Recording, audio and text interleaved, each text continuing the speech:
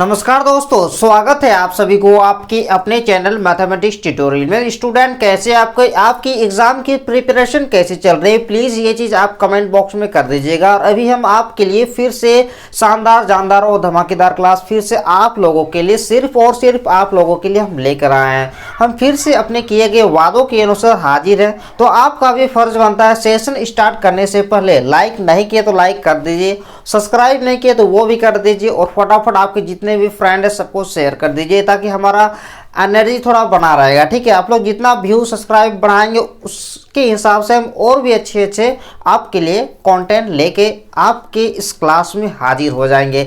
तो क्या चाहते हैं आप, और भी इससे अच्छा वीडियो मिले कि नहीं मिले, तो आप प्लीज़ हमारे ये जो परिवार है, छोटा मोटा परिवार, इसको आप बढ़ाने की कोशिश कीजिएगा। तो हम ज़्यादा ना लंबा समय लेते हुए हम आज स्टार्ट करने जा रहे हैं एक्सरसाइज क्वेश्चन नंबर 12। आज आपके एक्सरसाइज 11.2 के जो बाकी बचे हुए सवाल थे उसको आज कंप्लीट कराए जाएंगे। इससे पहले 4 वीडियो लेक्चर 11 का हो चुका है। यदि आप आज की इस वीडियो में नए हैं तो प्लीज़ इससे पहले देख लीजिएगा। ठीक है, एक्सरसाइज 11.2 का complete solution exercise 1 to question number 17 तक होने जा रहा है।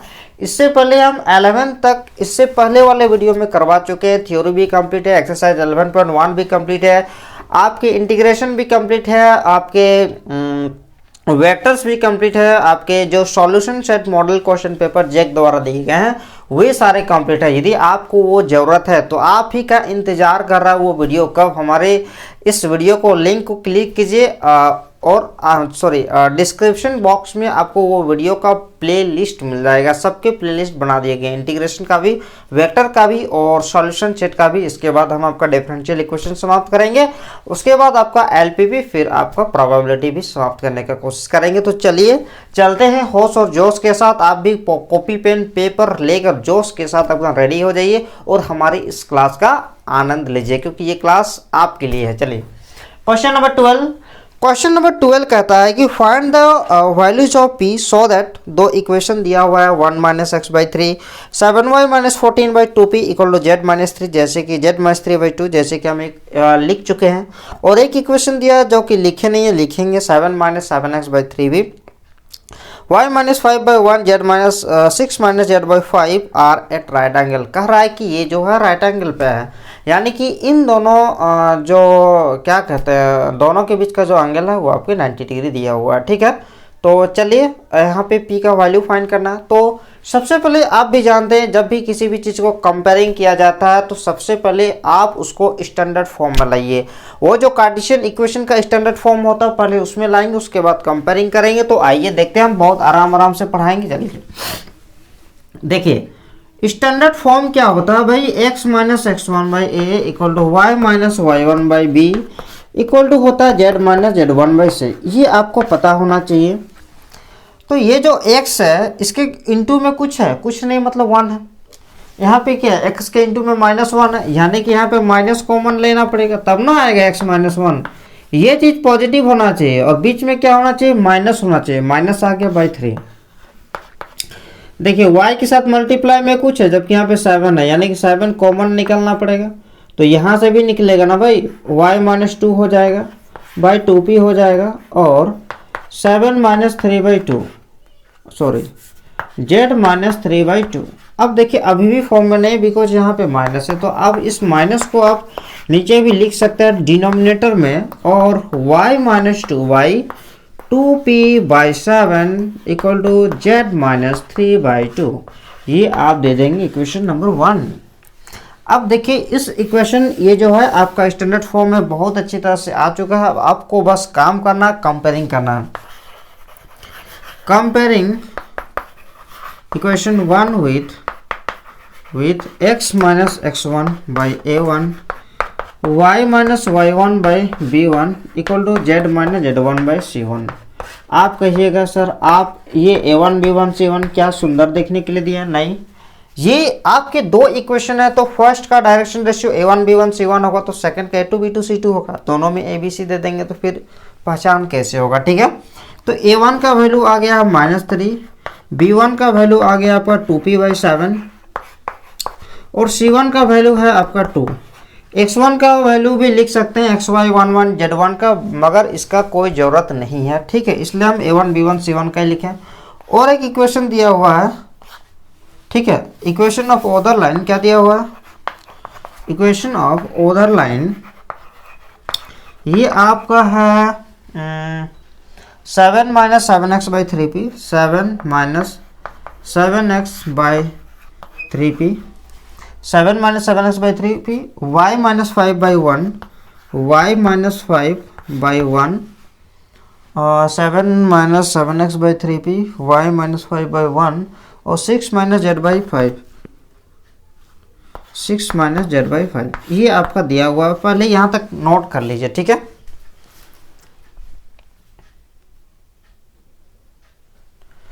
नेक्स्ट है आपका,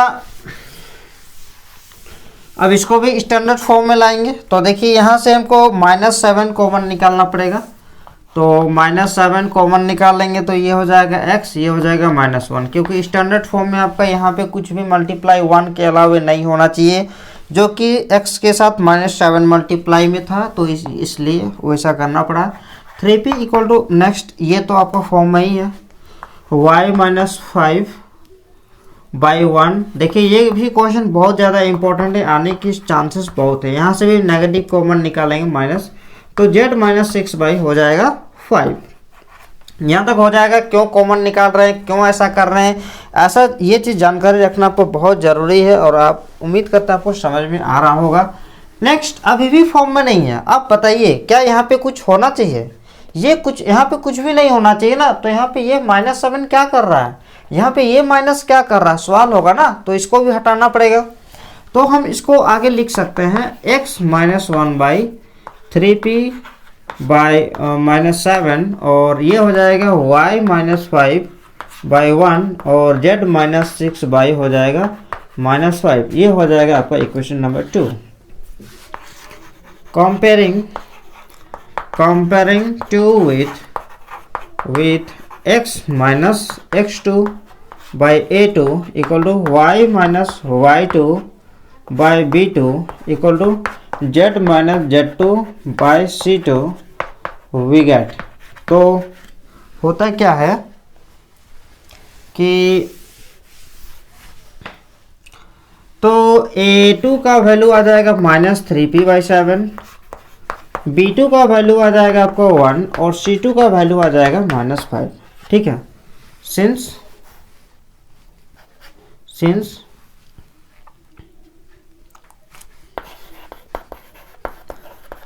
both lines are perpendicular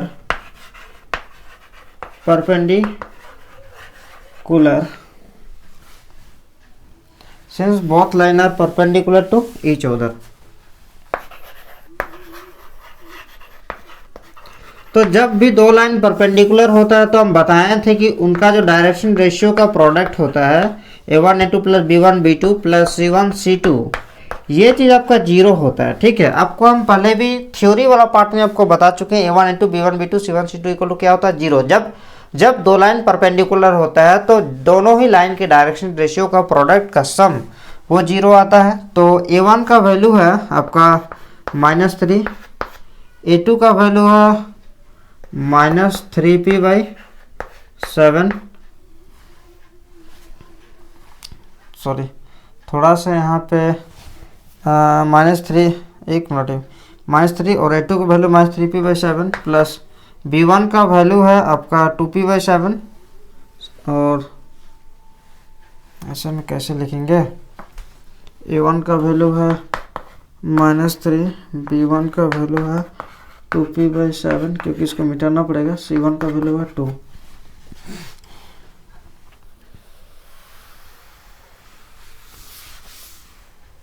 तो a1 का वैल्यू है -3 और a2 का वैल्यू है -3p बाई 7 प्लस b1 का वैल्यू है आपका 2p बाई 7 और b2 का वैल्यू है इंटू 1 प्लस c1 का वैल्यू है 2, c2 का वैल्यू -5 इक्वल टू हो जाएगा 0। तो 9p by 7 plus 2p by 7 और ये हो जाएगा -10 इक्वल टू हो जाएगा 0। ठीक है, चलिए यहाँ तक लिख लीजिए।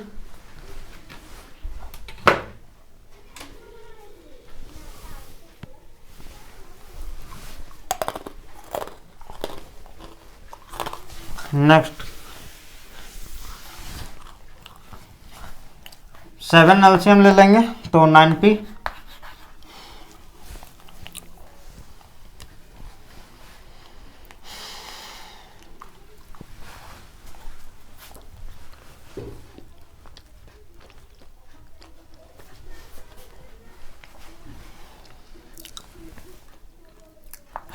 प्लस हो जाएगा 2p इक्वल टू 10 और ये हो जाएगा 11p equal to by 7 equal to हो जाएगा 10। तो 11p इक्वल टू हो जाएगा 70, तो p का वैल्यू आ जाएगा 70/11। ये हो जाएगा आपका आंसर। ठीक है, बहुत ज़्यादा इंपॉर्टेंट क्वेश्चन है, अच्छे से इसको नोट कर लीजिए।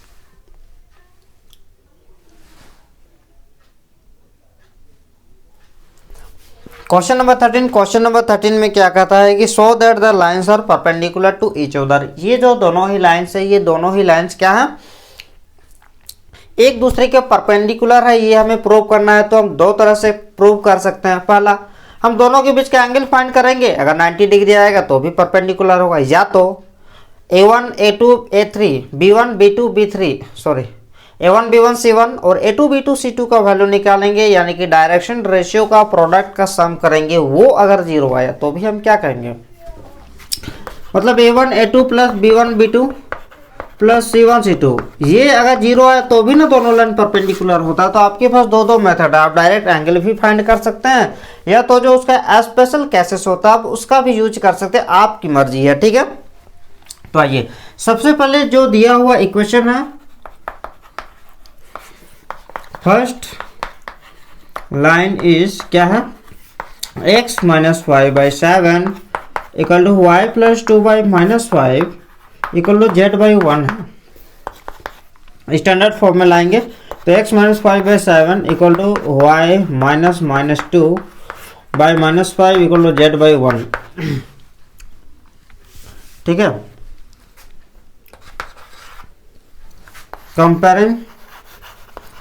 comparing 1 with x - x1/a1 y - y1/b1 equal to z - z1/c1 we get, तो a1 का वैल्यू है 7, b1 का वैल्यू है -5, c1 का वैल्यू है 1। ठीक है, सेकेंड लाइन दिया हुआ है x/1 y + 2y/2 equal to z/3। तो यहाँ भी लिख सकते हैं x - 0/1 y - 0/2 equal to z - 0/3। ये हो गया equation number 2। Comparing 2 with x - x2/a2 y - y2/b2 equal to z - z2/c2। तो क्या होगा, a2 का वैल्यू होगा 1, b2 का वैल्यू होगा 2 और c2 का वैल्यू होगा 3। ठीक है, तो यहाँ तक आपका हो गया है। अब जो है हम लोग का A1 B1 C1 और A2 B2 C2 का वैल्यू निकल गया है। अब हम लोग दो प्रोसेस से आप एंगल निकालिए, यानी कि cos थीटा वाला जो फॉर्मूला होता है, या तो आप स्पेशल केसेस जो होते हैं वो भी कर सकते हैं। ठीक है, तो नाउ हम तो शॉर्ट वाला प्रोसेस ही करेंगे। Now A1 A2 plus B1 B2 plus C1 C2, इसका वैल्यू फाइंड करेंगे। तो A1 का वैल्यू है आपका 7, A2 का वैल्यू है आपका 1 प्लस B1 का वैल्यू है -5 और B1 का वैल्यू -5, B2 का वैल्यू है 2 प्लस C1 का वैल्यू है C1 का वैल्यू है 1 × 3। तो 7 माइनस 10 प्लस 3, तो 7 प्लस 3 10, 10 माइनस 10 हो जाएगा 0। दैट मीन्स हम कह सकते हैं कि A1 A2 plus B1 B2 plus C1 C2 इसका जो वैल्यू आया ये आपका 0 आया। और ऐसा तभी होता है जब दोनों ही लाइन क्या होते हैं, परपेंडिकुलर होते हैं, ठीक है। Hence both lines are perpendicular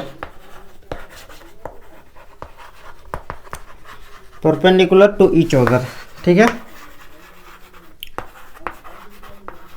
चलिए आपका ये चीज प्रूव हो चुका है। अब नेक्स्ट क्वेश्चन पे हम लोग बहुत जल्द चलेंगे।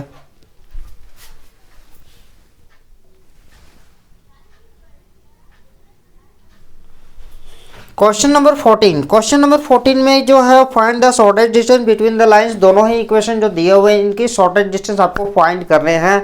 आपको मल्टीपल टाइम आपको शॉर्टेज डिस्टेंस हम आपको पढ़ा चुके हैं, लेकिन फिर से इसका रिवीजन करते हैं, ठीक है।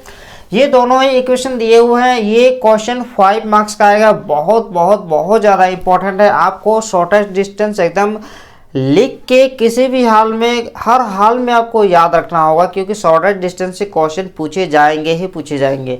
आप इसको बिल्कुल ही हल्के में मत लीजिए। ये मेरा हम जो कर रहे हैं इसको आप बात आप नोट करके रखिए, ठीक है, क्योंकि क्वेश्चन एक क्वेश्चन निश्चिंत है देखने को मिलेंगे ही मिलेंगे, ठीक है। तो देखिए इसको किसी भी हाल में अच्छा कीजिएगा, ठीक है। तो जो भी इक्वेशन दिया हुआ रहेगा उसको इक्वेशन 1 और इक्वेशन 2 मानना है। अब आपको बता दिए थे कि शॉर्टेज डिस्टेंस 2 टाइप्स के होते हैं, एक होता है पैरेलल और एक होता है स्क्यू। दोनों टाइप से निकाले जाते हैं। जब ये दोनों वेक्टर इक्वल होता है तो वो पैरेलल होता है, और ये दोनों वेक्टर जब अनइक्वल होता है तो वो स्क्यू होता है। तो देखिए अभी ये दोनों वेक्टर इक्वल नहीं है, दैट इज ये दोनों लाइन क्या स्क्यू लाइन है, और स्क्यू लाइन का फॉर्मूला का जरूरत होगा। तो स्क्यू लाइन का फॉर्मूला क्या होता है, B1 vector cross B2 vector dot A2 vector minus A1 vector bye B1 vector cross B2 vector का मैग्नीट्यूड। ये होता है फॉर्मूला। मतलब आपको A1 B1 A2 B2 सारा का वैल्यू फाइंड करना होगा, तभी जाके आप शॉर्टेज डिस्टेंस फाइंड कर सकते हैं, ठीक है। तो बहुत ज़्यादा आसान क्वेश्चन है। तो सबसे पहले कंपेयरिंग, सबसे पहले देखिए हमारे पास जगह कम है, इसलिए सबसे पहले आप क्या कीजिएगा, गिवन इक्वेशन ऑफ लाइन बड़े ही आराम से दोनों को इक्वेशन 1 और इक्वेशन 2 मान लेना है। इक्वेशन 1 को कंपेयरिंग करेंगे, कंपेयरिंग 1 विथ इक्वेशन 1 को किससे करेंगे, r vector equal to A1 vector plus lambda B1 vector, ठीक है। फॉर्म है तो कोई दिक्कत नहीं। And equation 2 with r vector equal to A2 vector plus mu B2 vector, we get. बात समझ में आया। फर्स्ट वाले इक्वेशन को r vector equal to A1 vector plus lambda B1 vector, और सेकेंड वाले इक्वेशन को A2 vector plus mu B2 vector से कंपेयरिंग क्लियर कर देना, ठीक है। अब आप देखिए ये A1 के प्लेस पे क्या है, ये वाले वेक्टर है, तो आप लिख लीजिए A1 वेक्टर इक्वल टू, देखिए समझ में नहीं आने का कोई सवाल ही नहीं है, बहुत ज़्यादा आराम से करवा रहे हैं। A1 वेक्टर का वैल्यू होता है ये, that means I cap plus 2 J cap plus के कैप, ठीक है। और देखिए B1 वेक्टर के प्लेस पे क्या है, ये वाले वेक्टर है, तो इसको भी लिख डालते हैं। B1 वेक्टर इक्वल टू है i cap minus J cap plus है के कैप। अब देखिए फर्स्ट इक्वेशन कंपेयर सेकेंड वाला इक्वेशन ये, इसको हम कंपेयरिंग कर रहे हैं इससे। तो A2 के प्लेस पे क्या है, A2 vector equal to 2 I cap minus J cap minus के cap. B2 vector equal to है 2 I cap plus J cap plus 2 के कैप, ठीक है। अगर मैच कर लेते हैं आई कैप प्लस 2 जे कैप प्लस के कैप और आई कैप माइनस जे कैप प्लस के cap, 2 I cap minus J cap minus के cap plus J cap plus 2 के कैप, ठीक है। अब ये चीज़ जरूरत है तो आप इन B1 क्रॉस B2 निकालेंगे, फिर A2 माइनस A1 निकालेंगे, मैग्नीट्यूड निकालेंगे और फॉर्मूला में रख देना, ठीक है। अगर आपको वीडियो बहुत ज़्यादा पसंद आ रहा है तो अभी तक आपने यदि हमारे चैनल को लाइक नहीं किए हैं तो प्लीज़ लाइक भी कर दीजिएगा। जितने भी फ्रेंड हैं सब तक पहुंचा दीजिए वीडियो को, ठीक है। हर एक बच्चा इस चैनल का लाभ ले सकते हैं, और ठीक है। तो क्योंकि इसमें आपको सारा ही सिलेबस कंप्लीट करा दे रहे हैं, देखिए। तो आइए अब हम लोग फाइंड करेंगे A2 vector minus A1 vector value का है। तो A2 वेक्टर का 2 I cap minus J cap minus के कैप, और A1 वेक्टर का वैल्यू है i cap plus 2 J cap plus के कैप। ठीक है, अब देखिए 2 I cap minus I cap हो जाएगा आई कैप माइनस जे कैप माइनस 2 जे कैप, तो माइनस 2 जे कैप हो जाएगा आपका -3 जे कैप और माइनस के कैप, और ये माइनस के कैप -2 के कैप हो जाएगा। ठीक है, अब देखिए B1 vector cross B2 vector का वैल्यू अगर हम फाइंड करते हैं तो आई कैप जे कैप के कैप B1 क्रॉस B2 1 -1 1 1 -1 1 और 2 1 2 2 1 2 आई कैप में ये वाले को छोड़ देंगे, ये इसके साथ मल्टीप्लाई होगा, that means -2 -1 minus J cap करेंगे तो ये वाले की छोड़ देंगे, 2 × 1 2 -2 2 -2 हो जाएगा, प्लस के कैप करेंगे तो 1 + 2 हो जाएगा। ठीक है, तो ये हो जाएगा -3 आई कैप, और ये हो जाएगा +0 जे कैप और +3 के कैप। देखिए -0 लिखे +0 लिखे कोई फर्क नहीं पड़ता है। चलिए अब जो है जल्दी से यहाँ तक नोट कर लीजिए। अब फॉर्मूला में किसका आवश्यकता है? आपको आवश्यकता है, किसी का नहीं। अब डायरेक्टली फॉर्मूला में भी हम पुटिंग कर सकते हैं। Now the shortest distance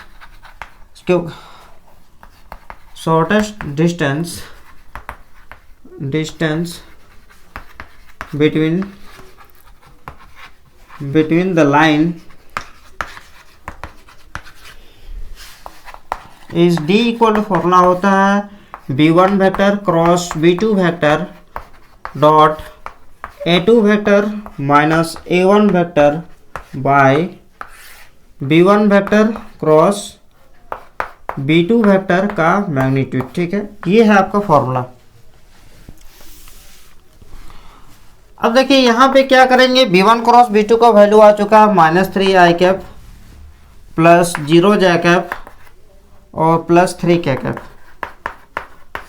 dot A2 vector minus A1 vector का वैल्यू आया आई कैप -3 जे कैप -2 के cap bye B1 cross B2 का मैग्नीट्यूड यदि हम फाइंड करने जाते हैं तो ये आ जाएगा -3 का होल स्क्वायर प्लस 0 का स्क्वायर प्लस 3 का स्क्वायर। ठीक है, यहाँ तक लिख लीजिए।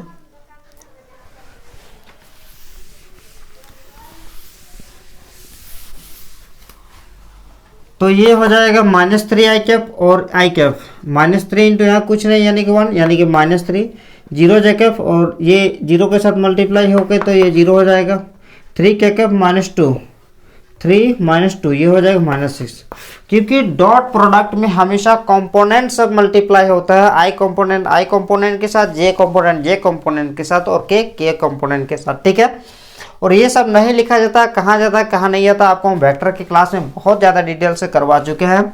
नेक्स्ट ये हो जाएगा 9 प्लस ये हो जाएगा 9, तो ये हो जाएगा आपका यहाँ पे मोड भी है तो -9 बाय ये हो जाएगा 18,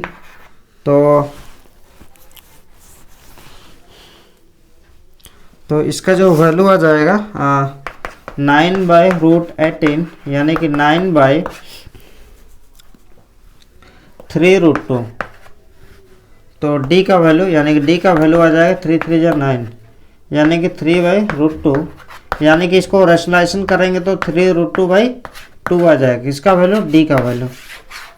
तो ये हो गया आपका आंसर। ठीक है, चलिए अब अगले क्वेश्चन में।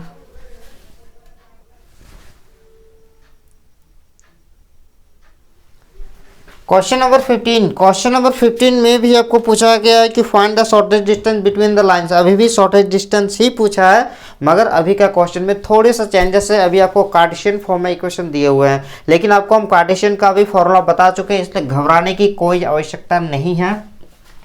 इक्वेशन ऑफ लाइन क्या है, x + 1/7 y + 1/-6 y + 1/-6 और ये z + 1/1 z + 1/1। That means x minus minus 1 by 7, y minus minus 1 by minus 6, z minus minus 1 by 1। इसको इक्वेशन नंबर 1 दे देते हैं। देखिए, जब भी आप कंपेयरिंग कीजिएगा आप पहले फॉर्म में लाइएगा, ठीक है। तो कंपेयरिंग 1 विथ स्टैंडर्ड फॉर्म से करेंगे, x minus x1 by a1, y minus y1 by b1 और z minus z1 by c1 we get. तो क्या होता है, x1 के प्लेस पे क्या है, x1 के प्लेस पे -1, y1 के प्लेस पे भी है -1 और z1 के प्लेस पर भी है -1, a1 के प्लेस पे है 7, b1 के प्लेस पे -6 और c1 के प्लेस पे है 1, ठीक है। सेकेंड लाइन क्या दिया हुआ है, second line is x minus 3 by 1, x minus 3 by 1, y minus 5 by -2, y minus 5 by -2, z minus 7 by 1। comparing 2 with x minus x2 by a2, y minus y2 by b2, z minus z2 by c2 we get। तो होता क्या है, x2 का value हो जाएगा 3। देखिए x2 के place पे क्या है 3, y2 के प्लेस पे 5। अब कोई कहेगा कि सर y2 के प्लेस पे तो -5 दिख रहा है, गलत बात। क्यों, बहुत सारा स्टूडेंट यहाँ पे मिस्टेक कर देता। देखिए यहाँ भी माइनस है, यहाँ भी माइनस है, तो अल्टीमेटली y2 के प्लेस पे तो 5 ही ना है। तो y2 के प्लेस पे हो जाएगा 5 और z2 के प्लेस पे हो जाएगा 7 और a2 का वैल्यू हो जाएगा 1, b2 का वैल्यू हो जाएगा आपका -2 और C2 का वैल्यू हो जाएगा 1, ठीक है। तो यहाँ तक आप सारा वैल्यू निकाल लिए। लेकिन यदि आपको कभी ऐसा प्रॉब्लम हो जाए कि सर ये तो कार्टेशियन इक्वेशन में दिया हुआ है, हमें कार्टेशियन का फॉर्मूला नहीं पता है, हम तो वेक्टर वाला ही फॉर्मूला याद करके गए हैं, लेकिन आपको डरने की ज़रूरत नहीं है। आप इसको, ये जो है इसको आप वेक्टर में चेंज कर सकते हैं। बताएं हैं कैसे चेंज किया जाता है, इसको भी आप वेक्टर में चेंज कर सकते हैं। सॉरी, इसको बताएं कैसे चेंज किया जाता है। तो वेक्टर से भी चेंज करके आप a1 b1 और a2 b2 का वैल्यू निकाल के आप रख सकते हैं। तो वो थोड़ा लॉन्ग प्रोसेस हो जाएगा, आपका गलती नहीं होगा। आप कोई भी एक फॉर्मूला याद रखेंगे तो गलती नहीं होगा, लेकिन सुविधा होता है यदि कार्टेशियन में दिया हुआ रहेगा तो कार्टेशियन से फॉर्मूला बनाने से, और वेक्टर में दिया हो तो वेक्टर से। यदि आपकी इच्छा नहीं हम कार्टेशियन दिया हुआ रहेगा तो वेक्टर में बनाएंगे, वेक्टर दिया हो तो कार्टेशियन में दिया बनाएंगे। आपको यदि फॉर्मूला याद नहीं हो तो भी आप बना सकते हैं, थोड़ा सा लॉन्ग बनेगा। लेकिन यहाँ पे और एक भी आइडिया कर सकते हैं कि यहाँ पे डायरेक्ट भी आप ए वेक्टर का वैल्यू फाइंड कर सकते हैं। -i cap -j cap -k cap, direct भी b1 वेक्टर का वैल्यू कर सकते हैं 7i cap -6j cap +1 k cap. कोई दिक्कत नहीं है।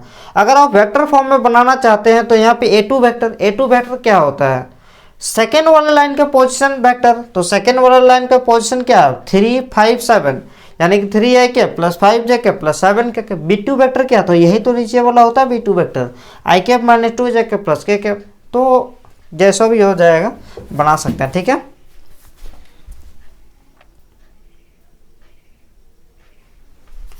चलिए इसके बाद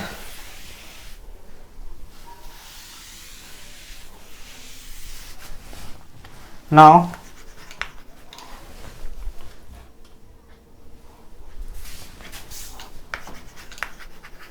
the distance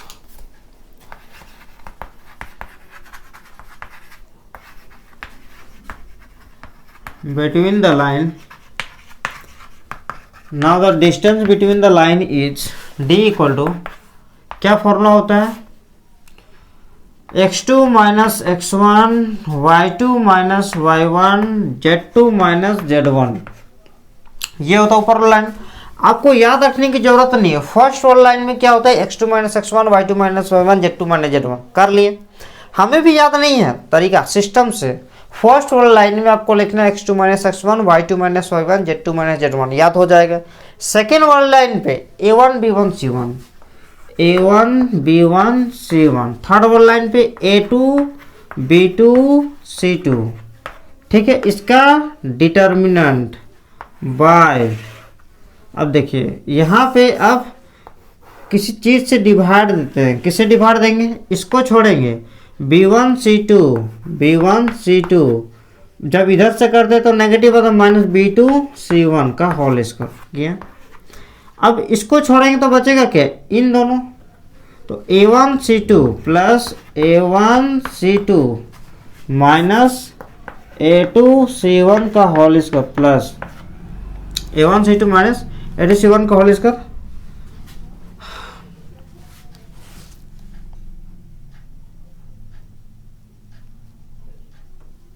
अब देखिए इसको छोड़ेंगे तो ये, जब इसको छोड़ेंगे तो क्या आएगा, A1 B2 minus A2 B1 का होल स्क्वायर, ठीक है। और इसका जो है आपको डिटर्मिनेंट भी, सॉरी मोड भी लेना है। चलिए यहाँ तक आपका काम हो चुका है। अब जो है नेक्स्ट स्टेप यदि हम लिखना चाहेंगे तो हमारा स्पेस नहीं बच रहा है, तो एक काम करेंगे, यहाँ तक ये फॉर्मूला लिख लिए। फर्स्ट स्टेप ये फॉर्मूला आप लिख लीजिए, ठीक है। पहले आप ये फॉर्मूला लिख दीजिए। अब मैं ये फॉर्मूला लिखने के बाद अब वैल्यू पुटिंग करेंगे। चूंकि अब अगर हम इसको मिटाते हैं तो A1 B1 C1 X1 Y1 Z1 का वैल्यू फिर हमारे पास नहीं रहेगा, तो हम कैसे लिख सकते हैं, ठीक है। तो ये स्टेप लिखने के बाद अब जो मिटा के लिख रहे हैं ना, वो वाला स्टेप फिर से लिखना। देखिए X1 X2 का वैल्यू रखेंगे, X2 माइनस X1 यानी कि 3, X2 का वैल्यू है 3, X1 का वैल्यू -1, जब यहाँ पे रखेंगे तो क्या हो जाएगा, +1। Y2 का वैल्यू क्या है 5, इसका वैल्यू -1 यानी कि -1 रखेंगे तो +1 हो जाएगा। Z2 का वैल्यू है आपका 7, तो यहाँ पे हो जाएगा आपका 7 + 1। देखिए A1 का वैल्यू है 7, B1 का वैल्यू है -6 और C1 का वैल्यू है आपका 1, A2 का वैल्यू है 1, B2 का वैल्यू है -2 और C2 का वैल्यू है आपका 1, ठीक है। अब जो है हम अब B1 C2 अब यहाँ पर भी वैल्यू रखेंगे। B1 का वैल्यू है -6, अब यहाँ पे B1 का वैल्यू है -6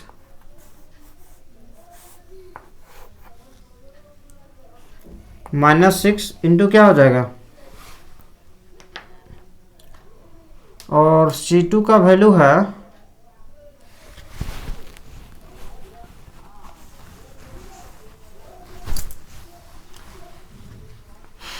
1 हो जाएगा, और B2 C1 का वैल्यू क्या हो जाएगा। देखिए इसको ऐसे कर रहे हैं ना, ये चीज़ छोड़ रहे हैं तो -6 × 1 और -2 × 1 हो जाएगा का होल स्क्वायर, ठीक है। अब यहाँ पे भी हम फिर से करेंगे, ये वाला छोड़ेंगे तो 7 × 1 -1 × 1 का होल स्क्वायर। वैल्यू सब डायरेक्टली रखा ही जा रहा है एक्चुअली में देखेंगे तो, और ये हो जाएगा 7 × -2 और इधर से करेंगे तो क्या हो जाएगा -1 × -6, ठीक है। चलिए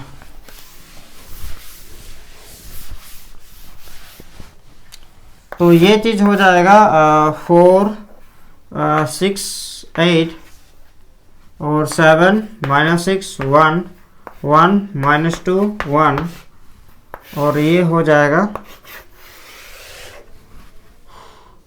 -6 -2 -8 का होल स्क्वायर प्लस 7 -1 6 का होल स्क्वायर प्लस -14 और -14 और ये हो जाएगा +6 -14 +6 यानी कि 8 का स्क्वायर, ठीक है। चलिए नेक्स्ट स्टेप,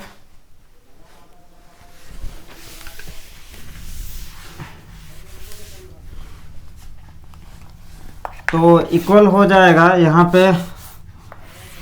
यहाँ पे इसका जो वैल्यू होगा 64 प्लस 36 प्लस 64 और ये वैल्यू आ जाएगा 4। पहले फर्स्ट रो से एक्सपेंडिंग करेंगे तो 4 अंदर क्या हो जाएगा, आपको डिटरमिनेंट आना चाहिए 4 होगा। और इस तरह से डिटरमिनेंट किया जाता है, इसको जिस कॉलम में जिस रो में उसको छोड़ेंगे तो -6 -2 1 1, फिर बीच वाला -6, फिर इसके कॉलम और रो को छोड़ेंगे तो बचेगा 7 1 और 1 1 प्लस 8 और ये हो जाएगा 7 1 -6 -2।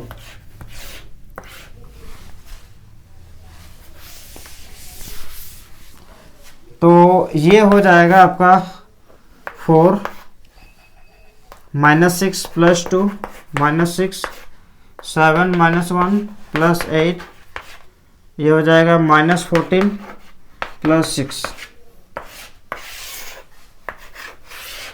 यहाँ पे हो जाएगा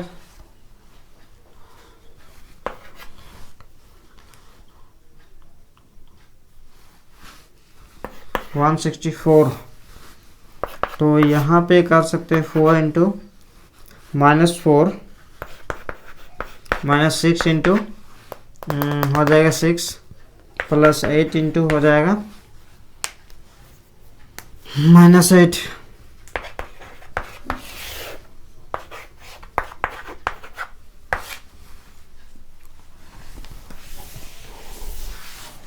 तो नेक्स्ट लिख सकते हैं -64 सॉरी -16 -36 -64 बाय रूट 164। तो ये हो जाएगा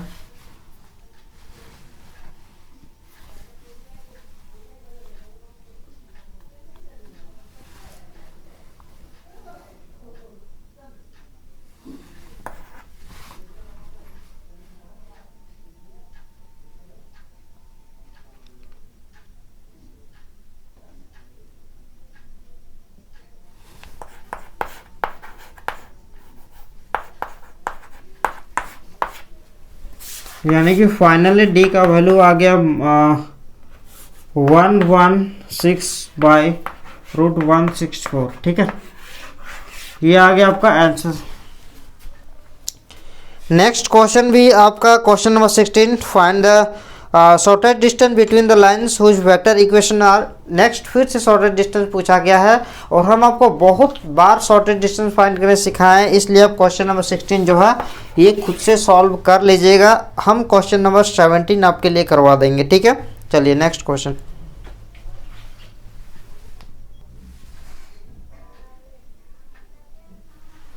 क्वेश्चन नंबर 17 में जो आपके क्वेश्चन नंबर 17 में find the shortest distance between the lines कुछ vector equations are, vector equation दिए हुए हैं मगर ये वेक्टर इक्वेशन आपके स्टैंडर्ड फॉर्म में नहीं है। ठीक है, सबसे पहले इसके स्टैंडर्ड फॉर्म में लाएंगे, आफ्टर कंपेयरिंग करेंगे। ठीक है, देखिए यहाँ पे आई कैप को मल्टीप्लाई करेंगे, I cap minus T I cap plus T J cap minus 2 J cap plus 3 K cap -2 T के कैप।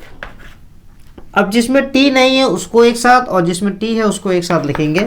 तो आई कैप ये हो गया -2 जे cap plus 3 K cap plus -t आई कैप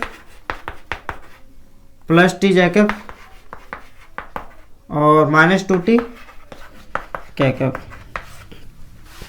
तो आर वेक्टर इक्वल टू आ जाएगा आई cap -2 जे cap plus 3 K cap और यहाँ पे टी कॉमन निकालेंगे तो आ जाएगा -i cap plus J cap और -2 के cap.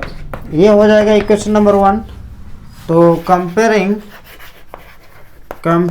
1 with r vector equal to a1 vector plus, अभी देखिए टी है तो टी b1 वेक्टर विकेट। जरूरी नहीं कि हर जगह आपको लैम्डा ही दिखाई दे, आपको लैम्डा के अलावा कुछ और भी दिखाई दे सकता है। तो a1 वेक्टर का वैल्यू आएगा आई कैप -2 जे कैप प्लस 3 के कैप और b1 वेक्टर का वैल्यू आ जाएगा माइनस आई cap plus J cap minus 2 के कैप। ठीक है, नेक्स्ट और क्या दिया हुआ equation of second line. Second line क्या दिया हुआ, सेकेंड लाइन है आपका s plus 1 i cap r vector equal to s plus 1 i cap plus 2s minus 1 j cap 2s minus 1 j cap minus 2s plus 1 k cap. तो r vector equal to आ जाएगा s i cap plus i cap plus 2s j cap minus 2s k cap minus के cap. ठीक है, चलिए यहाँ तक लिख लीजिए। अब ऊपर मिटाते हैं।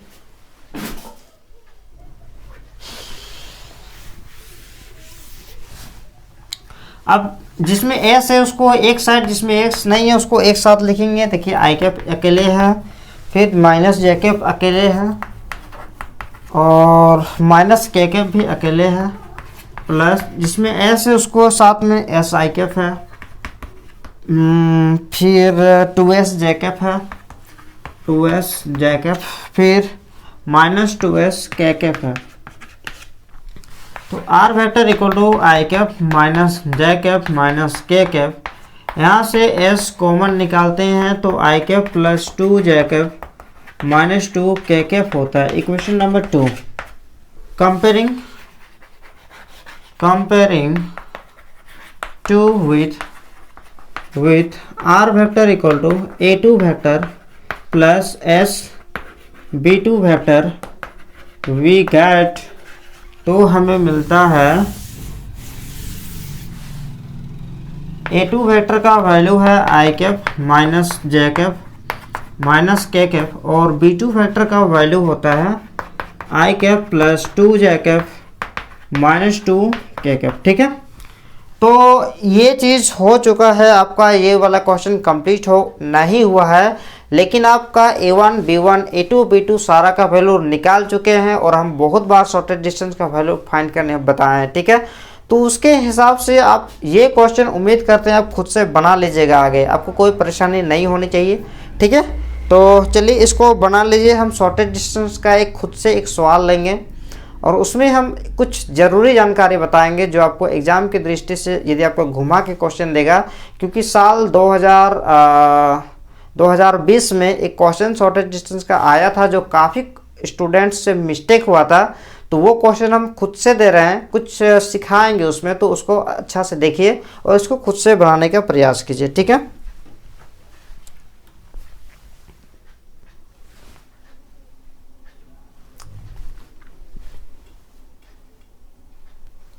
चलिए इसमें आपको कुछ ज़रूरी जानकारियां हम देंगे ही। सेम क्वेश्चन तो 2020 में नहीं आया था, मगर ऐसा ही क्वेश्चन थोड़ा सा घुमा के दिया था और बहुत स्टूडेंट लोग नहीं बनाया था। ठीक है, क्योंकि बहुत स्टूडेंट लोग का ये दिमाग में था।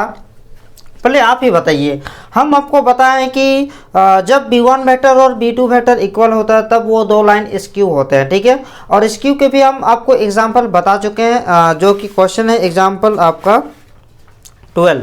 जब थ्योरी पढ़ाए थे उस समय आपको स्क्यू के एग्जाम्पल बतलाए थे, एग्जाम्पल 12। ठीक है, आप उसको देख लीजिएगा। ठीक है, लेकिन आपको बताए थे कि b1 वेक्टर और b2 वेक्टर यदि सेम है तो वो पैरेलल है।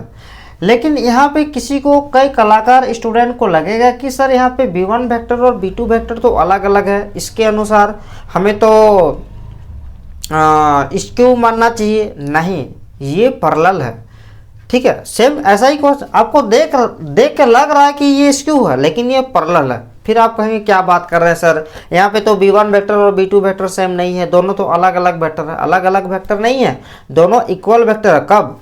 मान लीजिए हम यहाँ से 2 कॉमन ले लेंगे तो 2 आई कैप होगा प्लस 3 जे कैप होगा माइनस 2 के कैप होगा। तो वो 2 अगर कॉमन निकालते हैं, ये दोनों वेक्टर कॉलिनियर वेक्टर ही है। जब दो वेक्टर पैरेलल होते हैं, जैसे b1 vector equal to lambda b2 vector है, तो पैरेलल ही ना है भाई। और ऑलरेडी क्वेश्चन में एक्सप्लेन है कि ये पैरेलल है, तो प्लीज़ ऐसा गलती बिल्कुल नहीं कीजिएगा। तो इसके लिए सर हम क्या करेंगे, इसके लिए आप सिंपल सा जो सॉल्यूशन करना है, आर वेक्टर इक्वल टू लिख लेना है i cap minus 2 J cap plus के cap. Plus lambda 2 I cap plus 3 J cap minus के कैप। अब जब सेकेंड वाला इक्वेशन लिखेंगे तो 4 i cap minus J cap plus 2 के कैप। यहाँ से आप 2 कॉमन ले लेंगे, 2 लैम्डा, सॉरी इसको म्यू ले लेते हैं, 2 mu 2 I cap plus 3 J cap minus के कैप हो जाएगा सेकेंड वाला। ये तो फर्स्ट इक्वेशन हो गया। अब ये स्टैंडर्ड फॉर्म में नहीं है, 4 i cap minus J cap plus 2 के कैप। 2 म्यू भी तो म्यू ही ना होगा, क्यों? क्योंकि दोनों जो है कांस्टेंट वैल्यू है, तो कांस्टेंट का मल्टीप्लाई भी क्या हो जाएगा, कांस्टेंट ही हो जाएगा। तो अब तो आ गया ना भाई 2 I cap plus 3 J cap minus के कैप। अब क्या पता चलेगा आपको, कंपेयरिंग करेंगे तो A1 वेक्टर आएगा आई कैप माइनस 2 जे कैप प्लस के कैप। B1 वेक्टर आ जाएगा, यानी कि दोनों तो पैरेलल है, B वेक्टर ही लेना पड़ेगा, 2 I cap plus 3 J cap minus के कैप। जब कंपेयरिंग करेंगे तो ये हो जाएगा A2 वेक्टर, ठीक है, 4 i cap minus J cap plus 2 के कैप। ये आ गया। अब हमें ये वाले तो आ गए हैं, हम इसको भी कंप्लीट करवा ही देते हैं, ठीक है। तो इस तरह से आप कीजिएगा, हड़बड़ाने के एग्जाम में कोई ज़रूरत नहीं, आप इसको नोट कर लीजिए, ठीक है। अब यहाँ पे क्या करेंगे, A2 vector minus A1 vector का वैल्यू फाइंड करेंगे। तो ये हो जाएगा A2 वेक्टर का value 4 i cap minus J cap plus 2 के कैप माइनस A1 वेक्टर का वैल्यू आई कैप माइनस 2 जे कैप प्लस के cap. 4 i cap minus I cap हो जाएगा 3 आई कैप माइनस जे कैप, और ये माइनस माइनस माइनस हो जाएगा प्लस 2 जे कैप, तो माइनस जे कैप प्लस 2 जे कैप हो जाएगा जे कैप, 2 के कैप माइनस के कैप हो जाएगा के कैप, ठीक है। और बी वेक्टर का भी वैल्यू आपको पता ही है, तो चलिए फट से इसको लिख लेना है।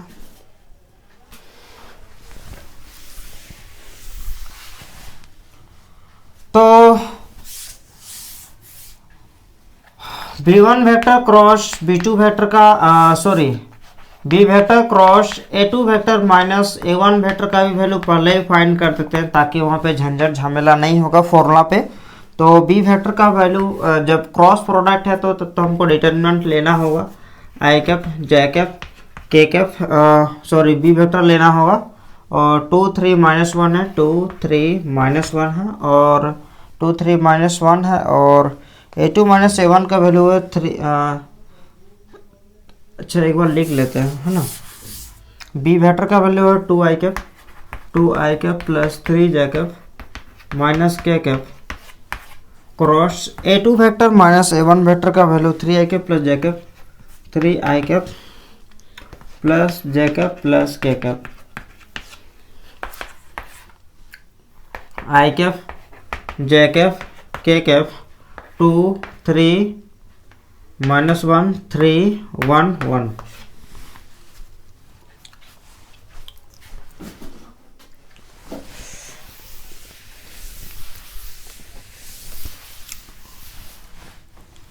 तो ये हो जाएगा आई कैप, यहाँ पे इसको छोड़ेंगे तो 3 इंटू 1 3, 1 माइनस 1 जब इधर से करते हैं तो एक माइनस एक्स्ट्रा आता है, यानी कि प्लस 1 माइनस जे कैप, 2 इंटू 1 2, इधर से करते हैं तो एक माइनस, यानी कि प्लस 3 प्लस के कैप, जे कैप के टाइम माइनस आता है, 2 इंटू 1 2 माइनस 9। तो ये हो जाएगा 4 i cap minus 5 j cap minus 7 k cap, ठीक है। और बी वेक्टर का मैग्नीट्यूड का वैल्यू जो आएगा इसको भी फाइंड कर ही लेते हैं। यह आ जाएगा 2 का स्क्वायर प्लस 3 का स्क्वायर प्लस माइनस 1 का square, that means 4 plus 9 plus 1, यानी कि आ जाएगा √14। नाउ द शॉर्टेस्ट डिस्टेंस,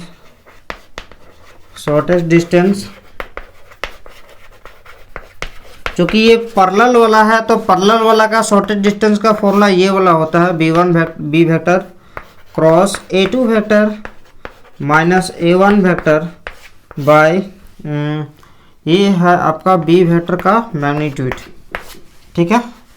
तो यहाँ पे B1 vector cross B2 vector b vector cross A2 minus A1 का वैल्यू आया है 4 i cap minus 5 j cap minus 7 k cap by b vector का मैग्नीट्यूड आया है √14। ठीक है, तो फट से लिख लेना है।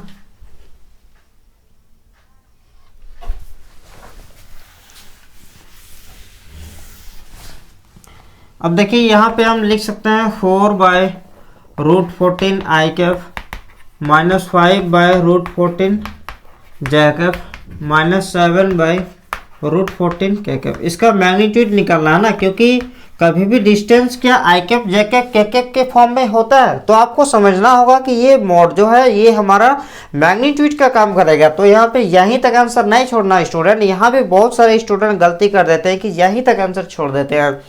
तो यहाँ पे क्या करना, 4/√14 का होल स्क्वायर प्लस -5/√14 का whole square plus magnitude find कर रहे हैं ना, -7/√14 का होल स्क्वायर।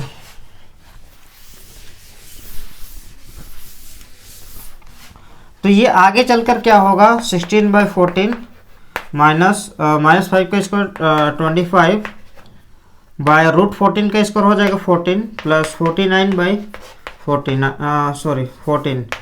तो 14 एलसीएम लेंगे तो 16 प्लस 25 प्लस 49, तो ये हो जाएगा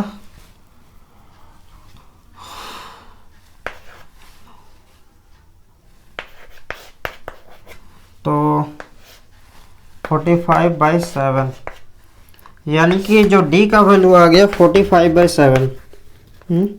ये आपका क्वेश्चन एनसीईआरटी बुक का तो नहीं था, लेकिन बहुत ही कंसेप्चुअल और एग्जाम में के लिए डाउट क्लियर हो गया होगा। अब यहाँ तक ये आज सारी इस वीडियो का 5 पार्ट है। यदि आप पाँचों वीडियो यदि आप बहुत अच्छे से कर लिए होंगे तो आपको एग्जाम में 10 मार्क्स कहीं नहीं जाने वाला है। ठीक है, एक्सरसाइज हम फिर से बता देते हैं। एक्सरसाइज 11.1 जो कि कर चुके हैं, वहाँ से 2 मार्क्स आएगा। एक्सरसाइज 11.3 एंगल बिटवीन 2 लाइंस, वहाँ से एक क्वेश्चन 3 मार्क्स का आएगा। और ये शॉर्टेस्ट डिस्टेंस, यहाँ से एक क्वेश्चन 5 मार्क्स का आएगा। ये तीनों टॉपिक से क्वेश्चन आपको देखने को मिलेंगे। खास करके शॉर्टेस्ट डिस्टेंस कहीं नहीं जाने वाला है।